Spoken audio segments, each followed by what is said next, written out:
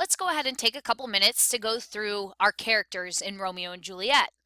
First, we have our two main characters and lovebirds, Romeo and Juliet. As we know, they're going to fall in love in our story and tragically die at the end. Now, Romeo is a Montague. Juliet is a Capulet. Now, as we know, Lord Capulet and Lord Montague are the two people that started the whole feud between these families in the first place. Now, the crazy thing is we don't even know why this feud started in the first place outside of there being an exchange of an airy word. So somebody said something to somebody else, and this has started the entire feud.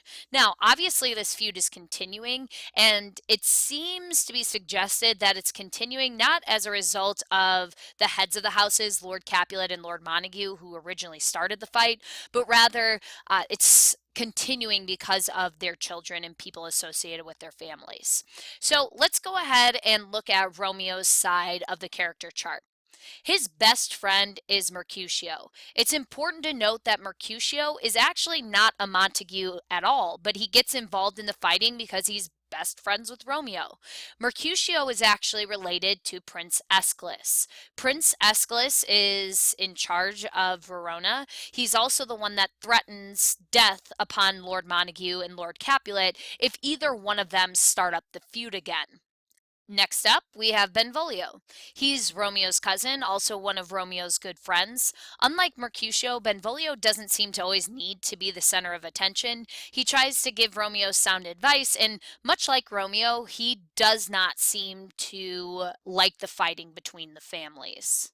Romeo's parents, as already mentioned, are Lord and Lady Montague. An important thing about them is that they're very worried about Romeo at the beginning of the story. Romeo's been moping around and sad all the time, which we come to find out is because he's pining over this girl, Rosaline. Yes, he is not in love with Juliet at the beginning. So they don't play a huge role as far as lines go or being present much in the play itself, but those are his parents. Now, Balthasar is Romeo's manservant. He helps Romeo. We'll see him in a few different scenes, and he comes to play a somewhat important role in the scheming that happens towards the end of the story. Now, the characters in the middle indicate that these characters are associated with both families. So we have Friar Lawrence, who you may or may not have seen yet in the play. And Friar Lawrence is going to be a key character in trying to help Romeo and Juliet be together. We also, if we move to Juliet's side, see one of the other characters that's going to be important in keeping Romeo and Juliet secret, or love a secret, and that's going to be the nurse. The nurse seems to be one of the closest people to Juliet, so we'll see in the opening scenes that the nurse and Juliet seem to have a closer relationship and a closer bond than Juliet and her own mother. Peter is the nurse's manservant, so he, we'll see in Act 1, goes to deliver a message for Lord Capulet about the party. Now, another main important character is Juliet's cousin, Tybalt. Tybalt is a hothead. He hates the Montagues. He is often seen with a sword in his hand and is quick to fight. So we'll see that Romeo just shows up to the Capulet party, is being well behaved, not causing any problems, and Tybalt right away flies off the handle and wants to get into a fight with him. He is also seen in Act 1, Scene 1 as somebody that is stoking the fight between the servants. So he is somebody that is feeding into this feud between the families.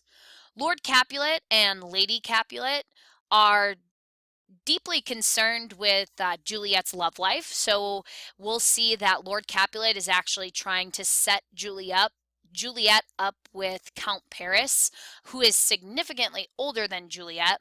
We come to find out that when this story is taking place, Juliet is almost 14, so she's not even 14 yet. She's 13 years old, and Count Paris wants to marry her. Now, Lord Capulet is somewhat reasonable for the time and says that Paris has to first win her heart and that he has to wait 2 years until Juliet's a little bit more mature and knows more of the world. Lady Capulet, on the other hand, wants Juliet to be married off yesterday. So she wants Juliet to marry Paris as soon as possible. So that's it as far as our main characters go. As you're reading, be sure to use this infographic to keep track of who the characters are and what their connections are to one another. As you know, this story is deeply rooted in the idea of fate. So while some of these characters are more important than others, all of them have either a strong hand or a slight hand in what tragically happens to Romeo and Juliet at the end of our story.